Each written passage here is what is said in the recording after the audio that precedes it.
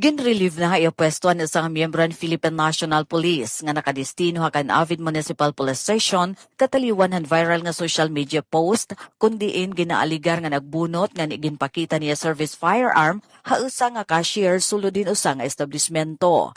Sumulan opisyal nga pahayag ng Eastern Samar Police Provincial Office kun ESPPO diretso nga gintanggal ang pwesto na sabi nga pulis ngan gindumara dayon inasa nga mahugat nga investigasyon agud masayuran ng kamatuoran ngan kung nagkaada pagtalapas sa nasabi nga pulis.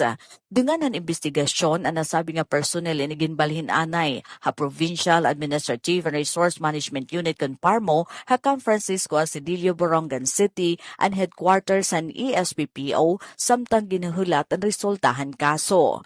Ini nga pita dinagod masiguro nga magiging patas ang dalan ng hustisya ngan waray impluwensya investigasyon nga pagbubuhatan. Nga tanan nga PNP personnel in ginoobligar nga magpakita husto nga pamatasan ngan responsable ha pagkaputan pusil hangatanan nga oras. Anbisan ano nga pagtalapas sa balao daludaydayan nga regulasyon in pagpapabatunon ngan pasasakaan kaangayan nga administrative nga disciplinary action sa ring ni Provincial Director Police Colonel Ernesto R. Macasil. Igin patapod pa ni PD Macasil nga magiging transparent kan seryoso hirahapag atubang hini nga isyu. Iya gintagan hindoon nga ang profesionalismo ngan ang pagkaadin husto nga pamatasan ng mga otoridad in prioridad agud magpadayon ang pagtapod ang katawhan halinyahan kapulisan.